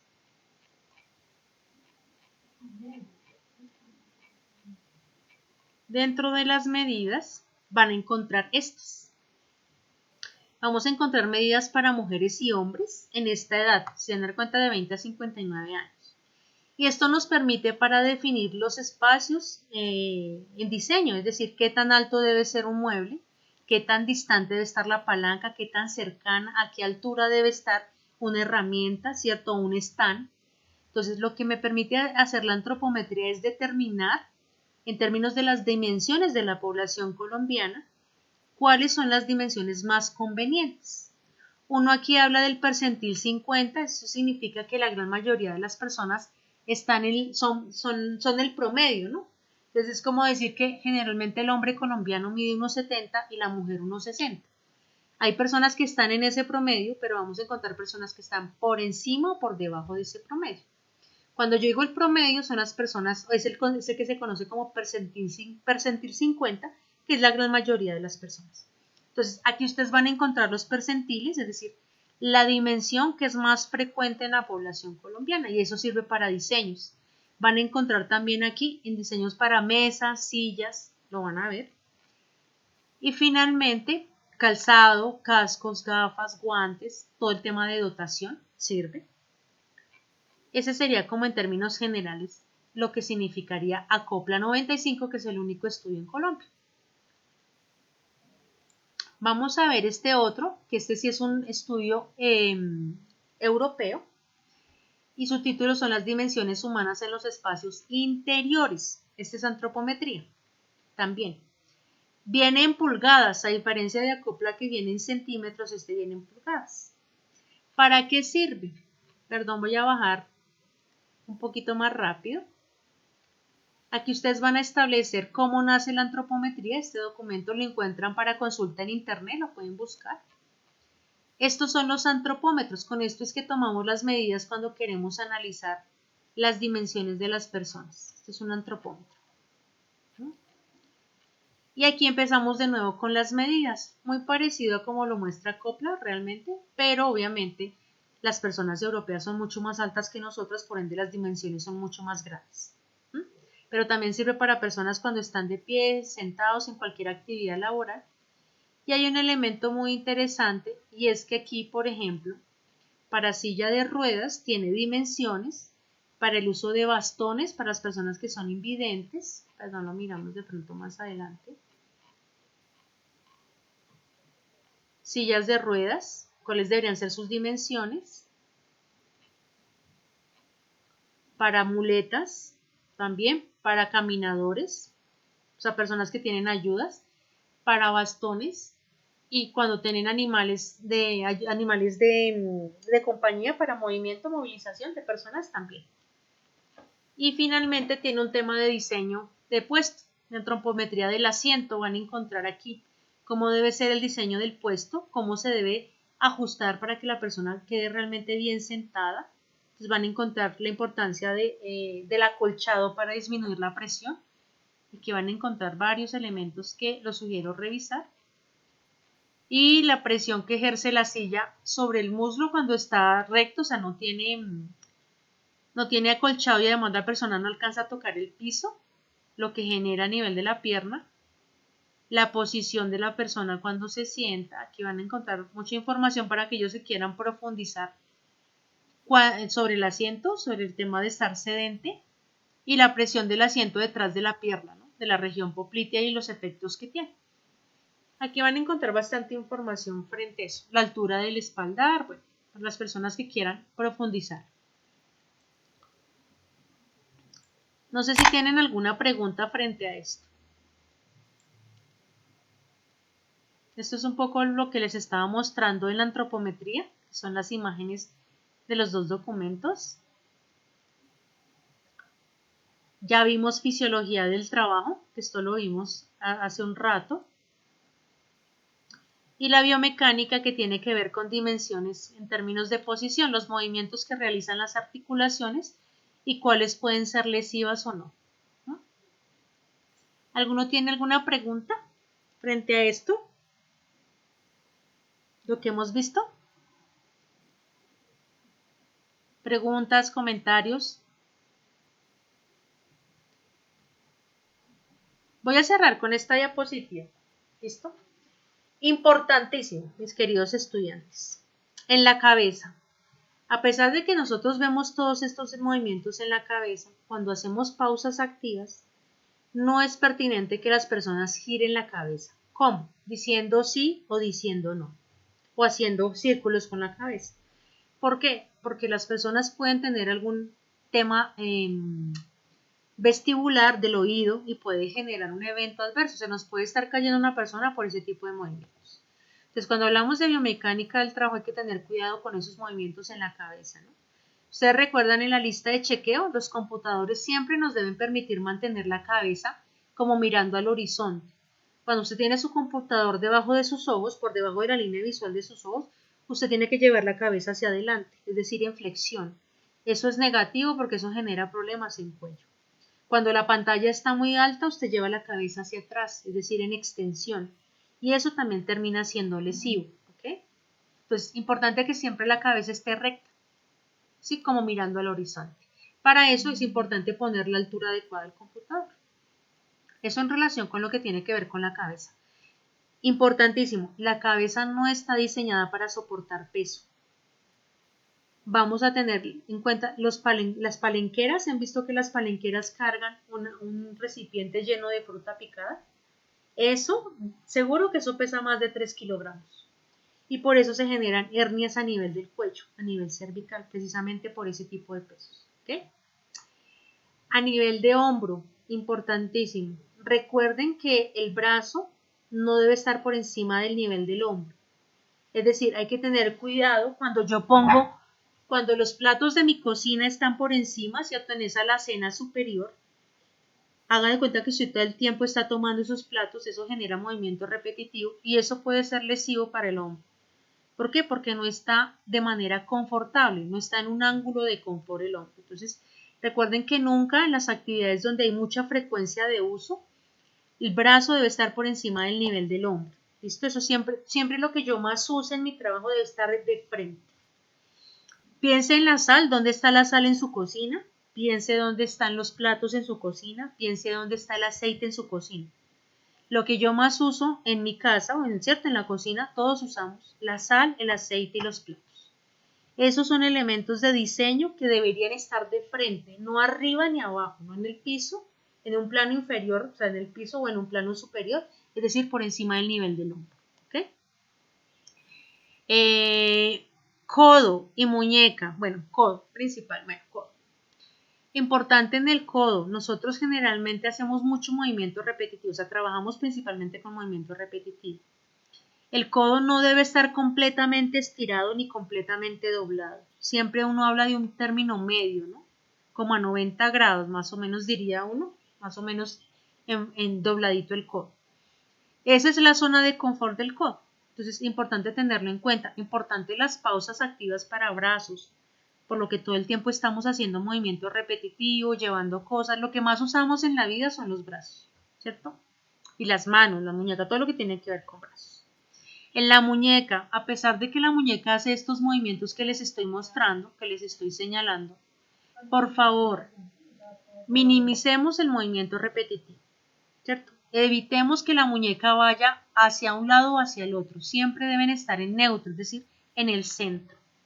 Evitemos el uso de un mouse grande o un mouse chiquito, ¿no?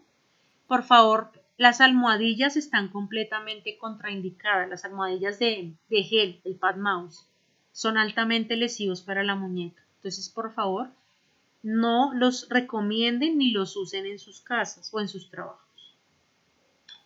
A nivel de columna, sean muy cuidadosos frente a la manipulación de carga. En los gimnasios hay un hábito y es estirar de pie tocándose la punta de los pies, ¿cierto? O sea, vamos hacia adelante y nos tocamos la punta de los pies para estirar la parte posterior, la parte de atrás de nuestro cuerpo. Por favor, esos estiramientos no los hagas, esos estiramientos van en contra de la biomecánica de la articulación, son altamente lesivos. Si necesitan referencias para revisar lo que les he dicho, me avisan y les voy contando dónde pueden encontrar esa información. En la columna, recuerde que la columna generalmente la usan para levantar peso, o sea, los hombres son los que están diseñados o principalmente los contratan para manipular peso. Hay que enseñarles a manipular peso, hay que capacitarlos sobre la forma adecuada de trasladar, levantar, descender carga. ¿Okay? Cadera. Importante ajustar las sillas de los escritorios y las sillas de los autos. Cuando la rodilla queda por encima de la cadera, termina siendo lesivo para la cadera. Entonces recuerden, la cadera, la rodilla y el tobillo a 90 grados, es decir, ángulo recto. Rodilla. Cuidado por favor con la rodilla. Evitar trabajar en cuclillas de rodillas, ¿cierto? Evitar poner a las personas a saltar en las empresas y más si tienen bota de seguridad, eso es altamente lesivo. Tenemos que ser muy cuidadosos en los campeonatos deportivos. La gente se lesiona un montón en fútbol la rodilla. O sea, un montón es un montón. Ahí hay accidentes de menisco, lesiones de ligamento, todo lo que usted quiera. Importante que si usted tiene campeonatos deportivos en sus empresas, hagan que las personas calienten, hagan que las personas se hidraten, que las personas se estiren, que hagan acondicionamiento antes de un campeonato. Generalmente los que se meten a campeonatos son personas sedentarias y después decimos que por qué se nos accidentan, pues precisamente por eso. Eso es en rodilla, ¿no? Bueno, en rodilla otro elemento importante. Si usted tiene personas moviéndose en bicicleta en sus empresas, hay que enseñarles a las personas a ajustar el sillín. Las personas cogen las bicicletas como si fuera lo mismo que un zapato, como si el zapato calzara para todo el mundo. Los zapatos tienen que calzar para la persona dependiendo cómo lo necesite. Y lo mismo pasa con los sillines de las bicicletas. Si en su empresa, así Cristian también. Importantísimo hacerle seguimiento a esos trabajadores que están en sobrepeso, en obesidad y se ponen a andar en bicicleta diestra y siniestra sin haber hecho un examen médico primero. Importantísimo eso. Si bien es súper que se muevan en bicicleta, también hay que ser cuidadosos con eso. Las zapatillas de las secretarias. Sí, señor. Bueno, eso y ahorita hablamos del tobillo frente a lo que tú estás comentando sobre el tacón en las secretarias y la importancia de tener cuidado con eso, ¿no? Y los tacones en las secretarias para las rodillas son lesivas y la cadera, ¿no? Un tacón no debería tener más de 5 centímetros, eso es lo que se recomienda en la literatura. Bueno, rodilla, ya hablamos de la rodilla y el sillín y la cadera también. Tobillo, importantísimo cuidar el tobillo. Nosotros tenemos muchas veces en las empresas unos criterios de etiqueta, ¿no? Que las secretarias deben andar con unos tacones de no sé cuántos centímetros por allá. Y ellas, obviamente, esos tacones afectan toda la postura y toda la biomecánica de su cuerpo. Entonces, es importante que si hablamos de etiqueta, también hay que revisar que la etiqueta no termine siendo lesiva. Yo estuve asesorando una empresa de call center en donde pues eran chicos, chicas, y hubo una época en donde estuvo muy de moda los tacones de 7 centímetros, esos que usaban en protagonistas de novela. El que vio eso sabe de qué estoy hablando, unos tacones horribles. Y resulta que ellas cuando iban tarde, ellas tenían que timbrar tarjeta, ¿no? Tarjeta para ingreso. Y entraban y resulta que la empresa tenía escaleras. Entonces iban entrando y se torcían el tobillo. ¿Eso es accidente de trabajo? ¿Ustedes qué creen? ¿Sería accidente de trabajo? Si se tuercen el tobillo ingresando a la empresa.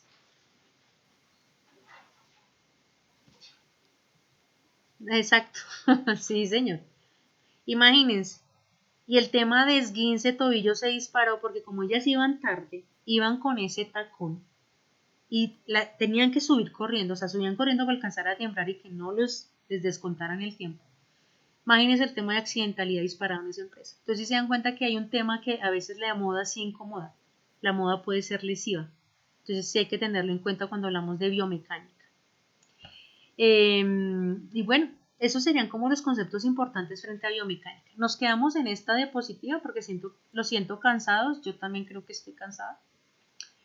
Y nos quedamos en esta diapositiva y ya en la siguiente sesión, que sería nuestra última conferencia, hablaríamos, ya las listas de chequeo las vimos, las inspecciones también, ya les hablé de estos dos. Lo último que vamos a ver son metodologías de evaluación. Les voy a contar rápidamente metodologías de evaluación y algunas estrategias últimas de intervención en ergonomía y terminaríamos. ¿Listo? No sé si tengan alguna pregunta o comentario hasta acá. Si no, los dejo ir para que descansen. Bueno, creo que descansen. No sé si tengan otra clase ahorita. Espero descansen. Porque yo sí tengo ahorita más clase. No, Diana, con gusto. Entonces les deseo una feliz noche. Bueno, que descansen y recuerden su último examen y bueno, ya veremos cómo nos va. Recuerden la importancia de estudiar, revisar, repasar, las entregas con calidad, las entregas oportunas, revisar lo que se envía.